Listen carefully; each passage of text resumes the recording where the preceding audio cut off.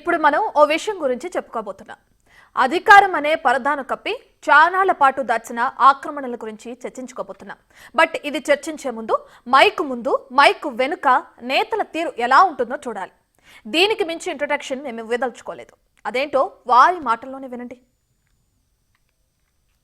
ఈ బుల్కాపూర్ నాలా, ఈ ఫిరంగి నాలా, వాటి మీద ఏమైనా ఆక్రమణలుంటే దయచేసి స్థానిక నాయకులు మీరు అడ్డం రాకుండా.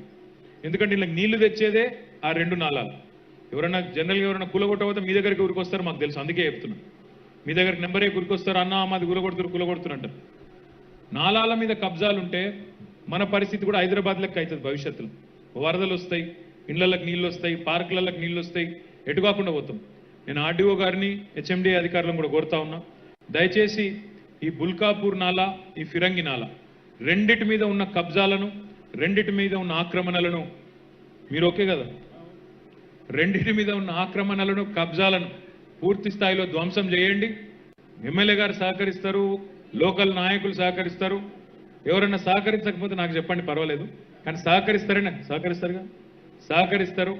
రెవెన్యూ అధికారులు, ఇరిగేషన్ అధికారులు, మున్సిపల్ అధికారులు మీరు గట్టిగా అనుకుంటే ఈ ఏరియాలో ఇప్పుడే మనం పకడ్బందీగా మనం ఆక్రమణలన్నీ తొలగిస్తే. ఎందుకంటే నేను చూస్తూ ఉంటాను, చాలా చోట్ల పూడ్చి చేసింది, చాలా చోట్ల అడ్డం కట్టేసింది. వాటి ఇప్పుడు కాకపోతే భవిష్యత్తులో రిపేర్ చేసుకోలేం. మాట్లాడింది అప్పుడు మంత్రి హోదాలో ఉన్న కేటీఆర్. సబ్జెక్ట్ నాణాలు, వాటిపై ఉన్న కబ్జాలు. ఎంత బాగా మాట్లాడారో కదా కేటీఆర్. అధికారులు మీరు దూసుకెళ్ళండి, నేతలు సహకరించండి, ఎవ్వరు అడ్డుమొచ్చినా తక్కువ. ఇప్పుడు ఏం చేయకపోతే భవిష్యత్తులో ఇబ్బందులు తప్పవు, వరదలు ముంచేస్తాయి. సో మీరు వెనకడుగు వేయకండి. మున్సిపల్ అధికారులు, నీటిపారుదల శాఖ వారు మీరు రెచ్చిపోండి. ఇలా చాలా బాగా చెప్పారు అన్నాడు కేటీఆర్. మరి ఏమైనా అడుగులు పడ్డాయా? నాలాలను చెరపట్టిన వారి భరతం పట్టారా? ఈ క్వశ్చన్ కు ఆన్సర్ నో అని బల్ల గుద్ది మరీ చెప్పొచ్చు. ఎందుకంటే ఏకంగా మాజీ మంత్రి గారు ఉన్న ఫామ్ హౌసే నాలాను ఆక్రమించి కట్టింది కదా. ఇంకేం చర్యలు తీసుకుంటారు అధికారులు? నాకంటూ ఏ ఫామ్ హౌజు లేదు, స్పష్టంగా చెప్తా ఉన్నా.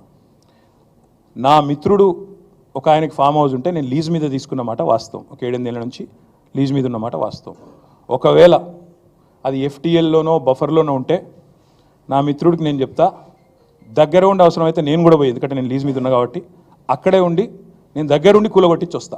ఒకవేళ అందులో ఏమైనా తప్పు ఉంటే, ఎఫ్టీఎల్లో బఫర్లో ఉంటే నేనే దగ్గరుండి కూలగొట్టించి వస్తా. కానీ నేను కాంగ్రెస్ ప్రభుత్వాన్ని ఒక మాట అడుగుతా ఉన్నా, సరే ఇలా ఏమైనా తప్పు ఉంటే కూలగొట్టిరు, నో ప్రాబ్లం, కూలగొట్టండి, దానిలో నష్టమేం లేదు, వెల్కమ్. మంచి జరుగుతున్నప్పుడు అందరం ఆహ్వానించాల్సింది.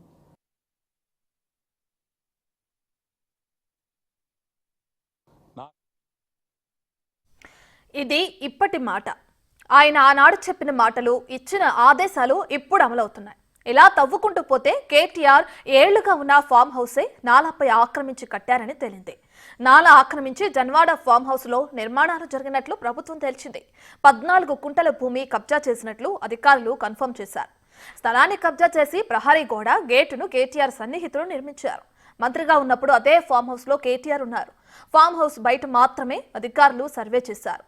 హైకోర్టు గాని, ప్రభుత్వం గాని అనుమతిస్తే ఫామ్ హౌస్ లోపల సర్వే చేస్తామంటూ అధికారులు చెబుతున్నారు. అప్పుడు అస్సలు కథేంటో తెలుస్తుంది అంటున్నారు.